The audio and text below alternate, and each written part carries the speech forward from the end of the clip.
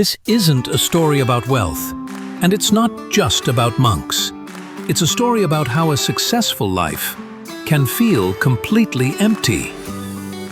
Julian Mantle, a famous lawyer, he had everything: a red Ferrari, a luxury villa, fame.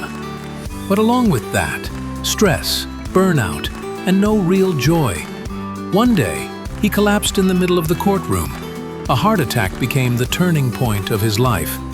Julian disappeared completely. He sold everything, even his beloved Ferrari, and went on a journey to find the meaning of life. Months later, he returned, but he wasn't the same man. His eyes calm, his movements slow, his voice filled with wisdom. He shared how he had lived among the sages of Savannah, wise monks in the Himalayas. They taught him the true path to harmony, inner strength, and real happiness. He had found something far greater than money: inner freedom. Lesson 1. Master your mind. Everything begins with thought. The mind is like a garden. If you plant weeds, weeds will grow. If you plant roses, you'll get beauty. Every day, millions of people live trapped in negative thoughts, fears, anxiety. The sages taught Julian, what you focus on grows. Meditate. Focus on the good. Don't allow thoughts that drain your energy. Lesson 2. Live with purpose. The sages had extraordinary focus. They had daily rituals and knew exactly what they wanted from life. They would ask, "What's the point of running fast if you don't know where you're going?" Julian realized his life lacked purpose. He was chasing success, not meaning. From then on, he formed clear goals daily, monthly, and yearly. Lesson 3. Cultivate self-discipline. Isn't about being harsh, it's about being strong. The strength to say no to temptations and yes to your mission. The sages practiced discipline daily, even spending whole days in silence. Julian trained himself, waking up at 5 a.m., cold showers, no laziness. Discipline is the bridge between goals and achievement. Lesson 4. Respect your time.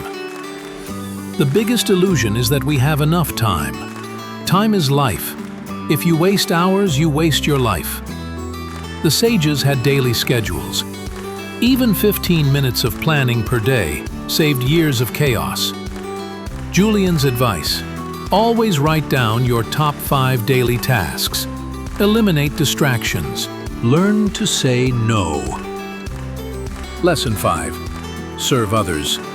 The real meaning of life isn't in what you get, it's in what you give. The sages believed life is a gift, and gifts are meant to be shared. Even small acts, a smile, a kind word, a helping hand, change the world. Julian started supporting others, sharing wisdom, and that made him truly happy. Lesson 6. Live simply. Material things are like chains. They don't bring joy, only desire and addiction.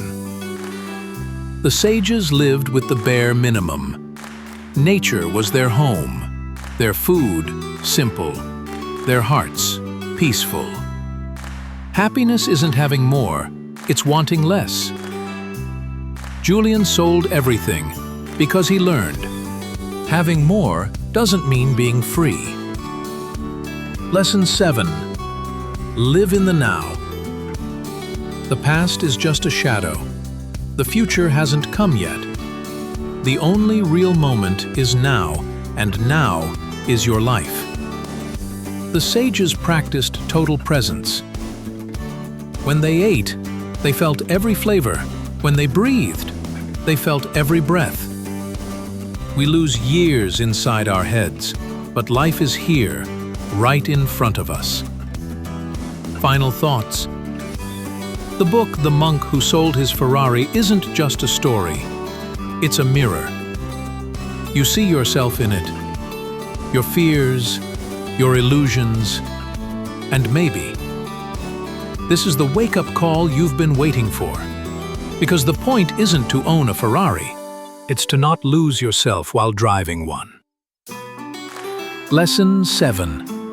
Live in the now. The past is just a shadow. The future hasn't come yet. The only real moment is now. And now is your life. The sages practiced total presence. When they ate, they felt every flavor. When they breathed, they felt every breath. We lose years inside our heads, but life is here, right in front of us. Final thoughts. The book The Monk Who Sold His Ferrari isn't just a story. It's a mirror. You see yourself in it. Your fears, your illusions, and maybe this is the wake-up call you've been waiting for. Because the point isn't to own a Ferrari. It's to not lose yourself while driving one. He let go of the Ferrari. Let go of fame, status, the endless chase. And in return, he found silence, meaning, himself. Now, he doesn't search for happiness. He lives it. Every morning, in his breath, his actions, his stillness.